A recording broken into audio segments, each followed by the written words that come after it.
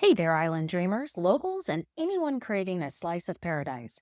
Welcome back, or welcome for the first time, to the Fun and Key West podcast, where the vibe is always laid back, the stories are salty, and the drinks, well, they're definitely frozen. I'm your host, Michelle O'Connor, your unofficial tour guide to the Conquered Public. Whether you're planning your first trip, your fifth trip, or you're just daydreaming about trading the cubicle for the ocean breeze, you are in the right place. Here's the deal. This podcast is your insider's guide to all things Key West. We're talking where to eat, hello, conch fritters and key lime pie, where to drink, spoiler alert, there will be rum, where to stay, and all the quirky, wonderful things that make Key West the one-of-a-kind paradise we all love. Plus, we'll keep you up to date on the latest happenings, festivals, events, maybe even the occasional Hemingway lookalike sighting. And just to keep things spicy, we'll be bringing on some amazing guests now and then, locals, business owners, and people who know the island like the back of their sandy hand. So grab your flip-flops, pour yourself a cold one, and let's escape to the island state of mind together, whether you're tuning in from your hammock or your commute, while wishing it was a hammock. We've got all the Key West goodness coming your way. Thanks for being here. It's going to be a lot of fun in Key West. Let's dive in. Hey there, and welcome to Wandering Wednesday. I'm Michelle with Fun in Key West, and today we're putting on our travel hat and taking a little road trip through the Florida Keys as we tackle the ultimate question: Key Largo or Key West? Well, I think they're both amazing, but in totally different ways. Key Largo's got snorkeling, shipwrecks, and vibes so laid back that you could take a nap. Meanwhile, Key West is all about history, nightlife, and let's face it, 300 plus bars and restaurants squeezed into a 2x4 island. Because why not? Whether you're here to figure out where to plan your next trip or just want to daydream about tiki bars and waterfront sunset, I've got you covered. We're breaking down the unique experiences, vibes, and must-see spots that make both destinations unforgettable. Grab a drink, a notepad, or maybe both, because we're wandering through paradise today. Welcome back to another edition of Wandering Wednesday. I am Michelle with Fun in Key West, and we take these days to explore areas outside of Key West. And today we're comparing, and it's not a smackdown, so don't come after me on this, Key Largo versus Key West. And in the end, here's going to be the quick answer. Both are awesome. It just depends on the experience that you want to have. And so be sure to let people know that they can check in with us every day on our Facebook Lives, and we talk about all kinds of things. But meanwhile, let's get into this Wandering Wednesday. Give you an overview. The Florida Keys are a chain of coral islands, and I know you guys know this, but it stretches 120 miles off of the southern coast of Florida. It's divided into the Upper Keys, which includes Key Largo, and the Lower Keys, which includes Key West. It's connected by the Florida Keys Overseas Highway, A1A, US Route 1, the road. Common misconceptions about the Florida Keys is that the Keys, they think that all of the Keys are the same. So when people say, I'm going down to the Florida Keys, those of us who have been there will say, well, which one? Because each key and each place along that full 120-mile stretch has a different vibe, has a different feeling, has a different thing that you're going there to do. And they offer all kinds of different attractions. One of the things I find interesting to do is if you are driving down the Keys to Key West, think about staying at very places along the way.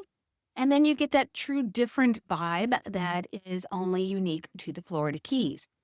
But if you're deciding to stay in Key Largo, it's also known as the dive capital of the world because there is such an amazing locations and places to go explore and dive in Key Largo. And I don't know, that's what you enjoy to do.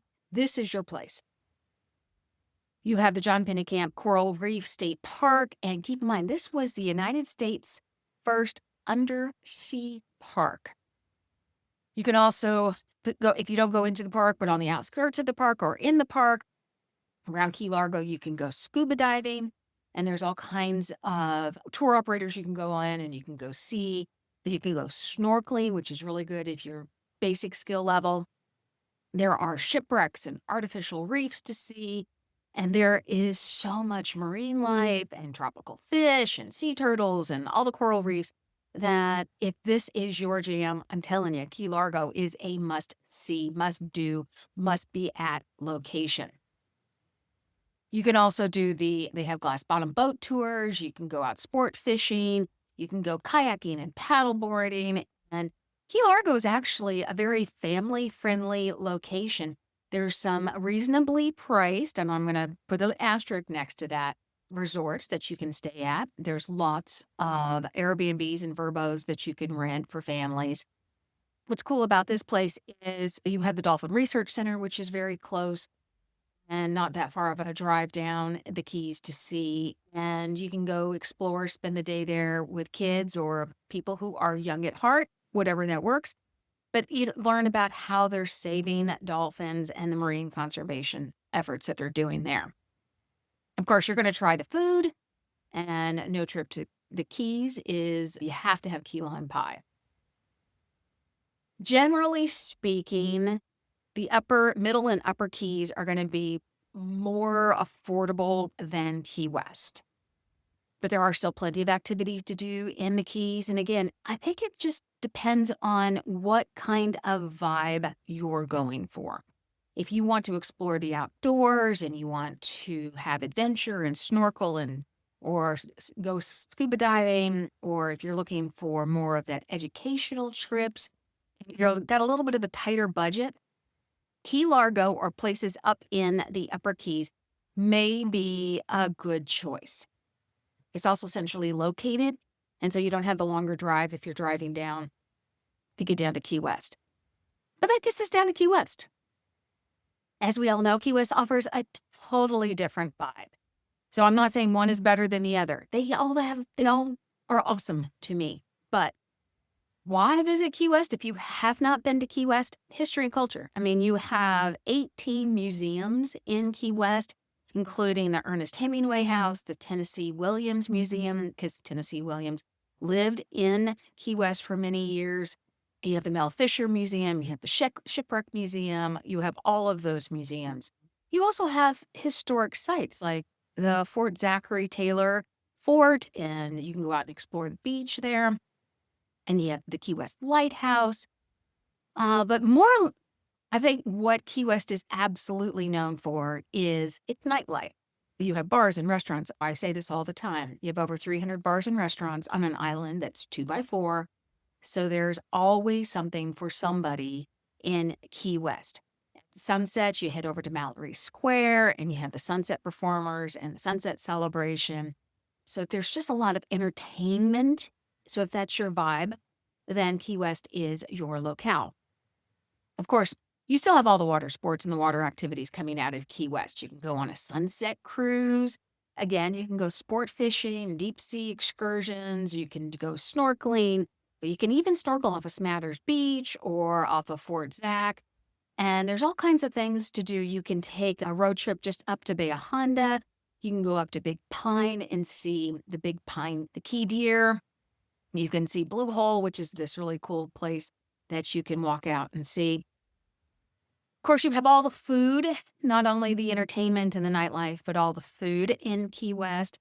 Of course, again, you got to try key lime pie, but you have a great selection of restaurants.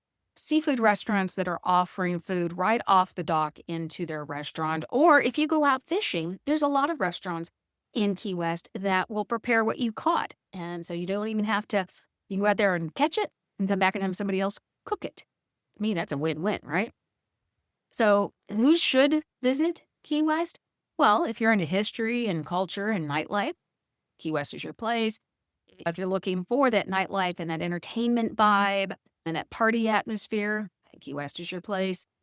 Those of us who enjoy the tropical island vibe without leaving the continental United States and being able to walk everywhere and not have to worry about having a car, Key West is your spot. And of course, if you're on your honeymoon or you are a luxury traveler, I think, again, here's the bottom line.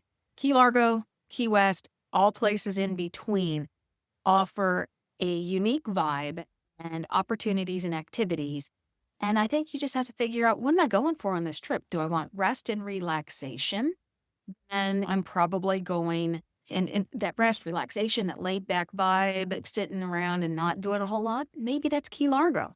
Or maybe it's Key West and you sit by the pool and just keep to yourself. If you're wanting to go out and do a lot of diving and snorkeling and exploring the undersea state park, then you're going to go to Key Largo. If you're wanting to explore nightlife and history and have more of a town feel, obviously you're going to go to Key West. Key Largo, again, can be a little more affordable than Key West. But again, I always put a big asterisk on there. It's going to depend on when you go, what kind of accommodations you're going to look for. So what's the better option? I think you've picked up on the vibe here that one isn't better than the other. It just depends on what you're looking for and what experience you're wanting. I think Key Largo is a really great place for people who want to kick back, very slow-paced vacation. They're going to go explore nature. They're going to go scuba diving, and they just want that really quiet getaway. And Key West is better for the nightlife, the history, the social scene. It depends on what you're looking for. So my recommendation, do them both. That's what I'm saying. Take a road trip, do them both, and you'll probably find that you love them both and you come back again and again and again. Let's wrap this up. Key Largo, dive capital of the world. So if that's what you're into, you absolutely need to go to Key Largo. Key West is historic and it has cultural and fun nightlife, and it's just that really great place to go if you're looking for that tropical island gig and tiki bar look. So I hope you have enjoyed this Wandering Wednesday episode as we explored the Keys from Key Largo to Key West. And as always, I highly recommend that you head over to FunInKeyWest.com, grab our newsletter, and you could do that by signing up for our happy hour list. And our newsletter goes out on Fridays to the best of my ability. And I send out what's happening in, not only wrap up what we talk about over the week and let you know what's happening in the world of fun in Key West, but also anything exciting and new that I happen to find out about in Key West as well. You guys have a great Wednesday. I am Michelle, and you guys enjoy your day, and we will talk to you later. And that's a wrap on Wandering Wednesday. Huge thanks for joining me today as we played tour guide through the Florida Keys, comparing Key Largo and Key West. Not a smackdown, but definitely a showdown of vibes. From Key Largo's serene underwater adventures to Key West's history-soaked street and endless nightlife, both are stars in their own right. Honestly, why choose when you can enjoy both? Here's your quick takeaway because, hey, I'm all about making your trip planning easy. Key Largo, perfect for divers, snorkelers, and anyone who wants to slow down and soak up some quiet tropical charm. Key West, for those chasing history, culture, and a nightlife scene that just might redefine the word fun. The verdict? Do both. Take the road trip.